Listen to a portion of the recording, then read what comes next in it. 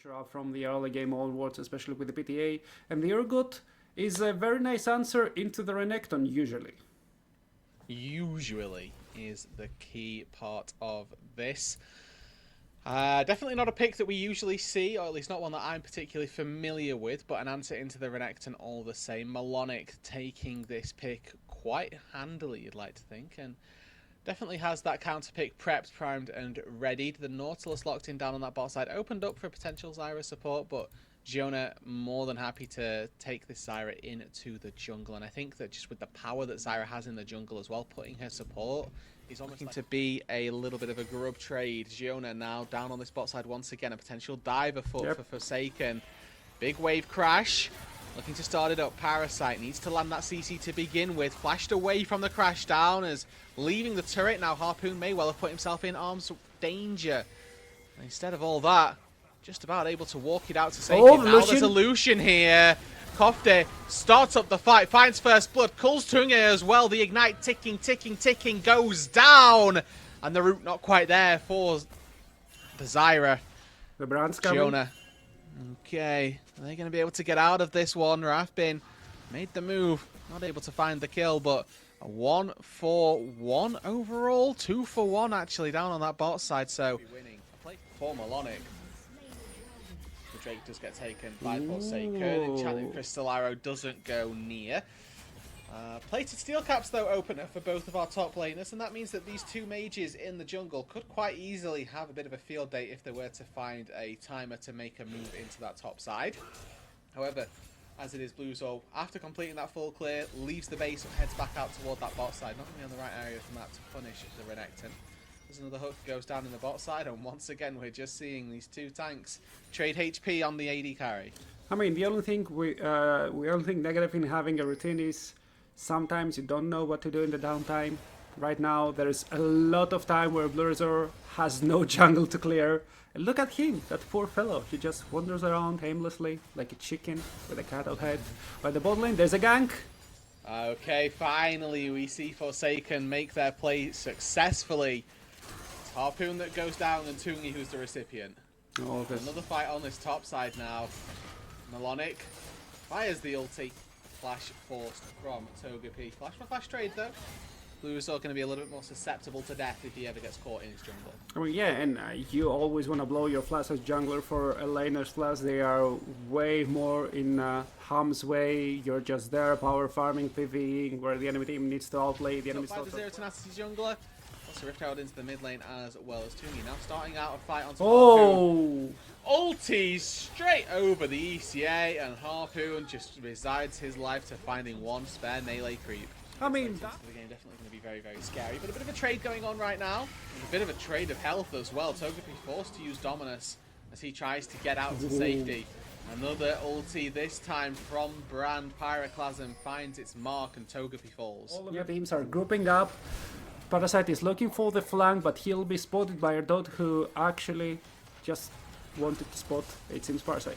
3k gold lead between the mid laners. Kofta, the one to watch.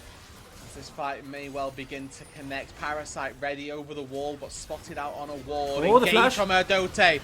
Double knock-up goes through. Togepi, though, straight into the front line as well. Parasite dives in. It's a trade. Support for jungle. AD carry still looking to get their damage down as Togepi spotted. He goes down as well. Giona gonna fall, and this looks to be just a complete wipe for Zero Tenacity. Hooked in, Tunga goes down, Rafbin as well. The final piece of this Forsaken puzzle that will indeed fall. An ace for Zero Tenacity. And they made it look so easy. The fight had so many layers, but Zero Tenacity gets it all, sacrifices only those meant to be sacrificed. The front line. We got back to live. Doing it this time around, maybe going for something he really rather ought not to. Taken out and Forsaken, and now it's looking closer to a stomp, especially. I'm bringing the attention back to Kofte. He's 3 items strong. And now, unfortunately for Parasite, the life of a support is to try and ward the Baron. Unfortunately, they are going to pay the iron price for trying to do so. Zero Tenacity just baiting around this pit. The next person that walks in, they're always just constantly forcing somebody to make sure that they're not doing the Baron, and then as soon as they walk in, I don't see any build up in freezing or then shoving into the enemy team. But now Tungi could die, managed to disappear under the anchor. Never mind, Kofte is a monster. Yes, I've always seen AD carries typically skill check bruisers in the mid game. That seems very likely. It looks like Kofte gets taken down as well. So, before the big Drake fight, that's not necessarily a bad pickup for Forsaken. Kofte definitely a higher prize, a higher value target. Because immediately it looks like Zero Tenacity are going to start up the Dragon. Forsaken, they sniffed around the Baron a little bit, but I think Towards the bottom side Reaver. yeah, that's exactly the play that it looks like Zero Tenacity will be opting into as Melonic has TP'd in here, a little bit ahead of his team. Engage from Parasite comes through, but remember this Urgot is exceptionally tanky. Sterax popped and he stays alive. Meanwhile, Jonah on the flank has been taken out instantly. Melonic is still alive as Burazor not quite able to cast the Pirate. For Zero Tenacity, 5 minutes until that pivotal soul, which could very well be the tide that swings in their favour. Togepi, you are dead, my brother man. It's been a pleasure knowing you for this time on the Rift, and if I'm not being too disingenuous to them, is now Koften lurking in the brush, dashes onto Rapin, and the Corki is just deleted. It was not close. Unfortunately, a little bit of healing going to be coming through based on whoever it is he's soul linked himself with. Tunga, though, fancies it, gets caught by the arrow and taken out instantly.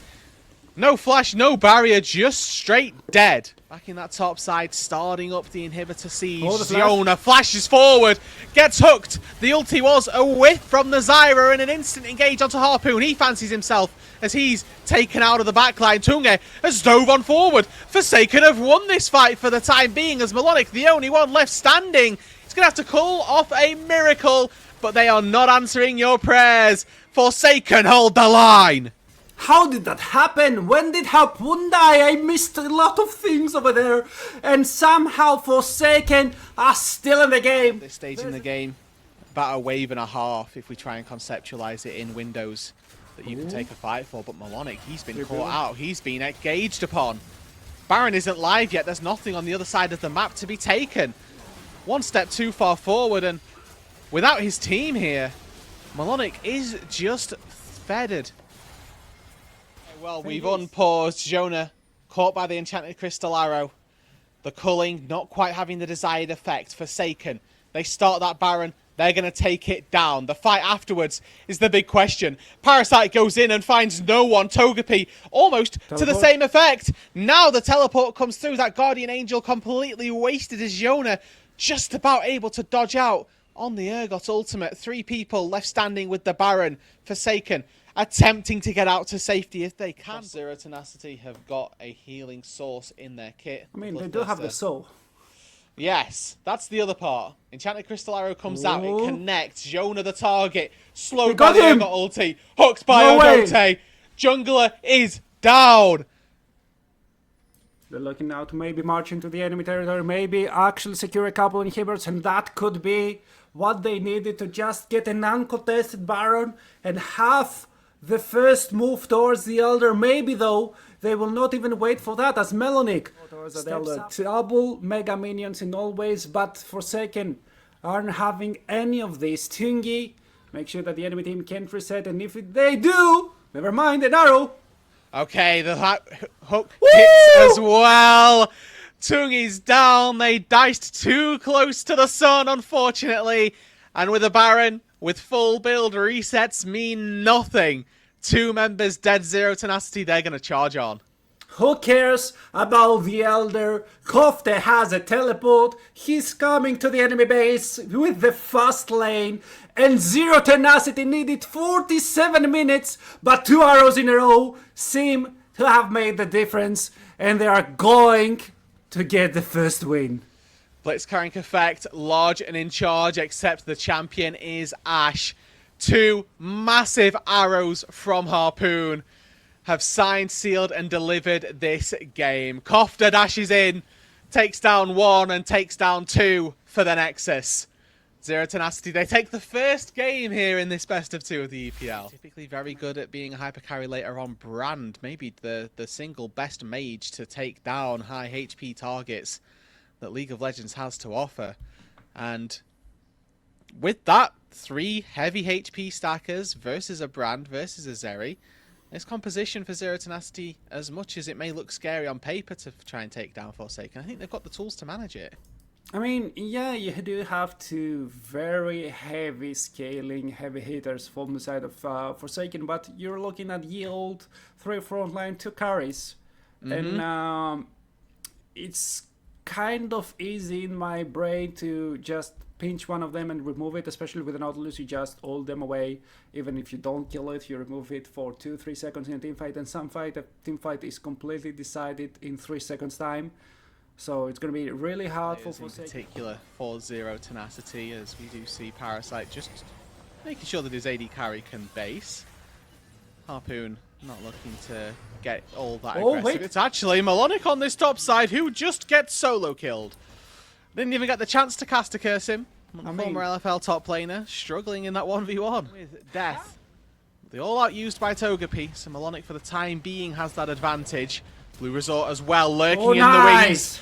Stun into the flash. Synergy on point. Build he opts in, he can always do that big influence in the team fight. Never mind, there's a fight. Alright, here comes the Maokai ultimate, first real fight of the game. Harpoon hops over, gets double stunned actually. A great solar flare from Parasite. Tungi not quite with the damage just yet. And Forsaken, they've just not got it in them. So close on so many health bars, and Rafbin flashes but goes back in to die. Rafbin, more like has been. He actually doesn't connect to anything, can't get that kill, dies in the end, refuses to elaborate, and Zero Tenacity gets everything that they wanted and even more. 2 kills is a tad too deep, but they don't care, they just wanna overload the top side. Have the support of their jungler, and there goes the Maokai ultimate. Nature's Grasp going to root up Erdote as he sidesteps the solar flare. Unfortunately, wait, guys, these 4 people, nope, nothing to do with me, guys. You have fun here. And just I'm actually really busy right now. Erdote is busy finding a fight mid lane, knocked up, stunned down, and Tunge with the Brand bouncing between him. He's gonna burn to ashes.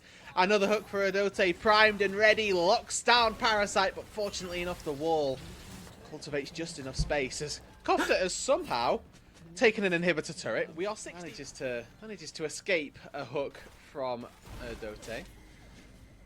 Yep. And now Togepi, that Black Cleaver on Melonic, is definitely struggling. The Demolish proc going to take down this turret. And this not going to fully commit to the Cassante just yet, though with those hyper procs and with a little bit more time, Cassante simply going to fall. Now Erdote found in the river. Flashed onto Blue Resort as well. The next target in the sights of Forsaken. Melonic not going to come to this fight. Sacrifices his jungler. An inhibitor turret in the top side most likely to fall. And the bot lane as well. Double teleport the mid lane. Yes. And what are they playing for? Playing for some kills, Rev. Some good old-fashioned kills. Harpoon going to get scooped into the waiting arms of Rafbin and taken down. 2 TPs for 1 kill on a Zeri. I think after they'd also taken the tier 2 turret, I think Zero Tenacity are going to be a-okay with that one. Full split pushing mode. Wit 10 finished for Melonic. As Forsaken, last-ditch effort, tried to get into the pit. They can't find it. A fight's now to come. Rafbin a little bit far for the time being. Maokai ulti coming through. Here comes the percentage health shred, but they find a double root. Melonic, not built for the front line, gets chopped down. Rafbin flashes over, 2 men in the shuffle, but Kofta, the one left standing, he's still hitting. Harpoon as well, hit with the Gravitum and rooted, but that's one. Z10, they want to go forward. Harpoon with a triple, making a quadra, but the burn comes through. 1 sapling to kill them all. Forsaken live, Zero Tenacity die. Thank God. EPL, but has also found himself just getting caught out 1 time too many, and at the pivotal junctures as well, most notably. Last game lost because he got hit by a crystal arrow. This game not yet had that blunder, but is on the Aphelios where positioning is key. Blue Resort. Again, Tunge caught, flash ready, use those summoners. 2 for 0 in the mid lane. Let's make it 3 as Jonas slammed into the wall. And Zero Tenacity will take this game. Barrel it down the mid lane, folks. Let's take the 2-0.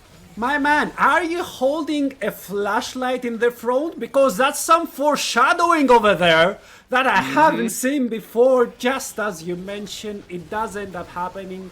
They thought they got Blurzer. In the end, what they got is a big ol' L. Chunking through Togepi now. Rathbin 1 versus 5 almost. He's got his Cassandra.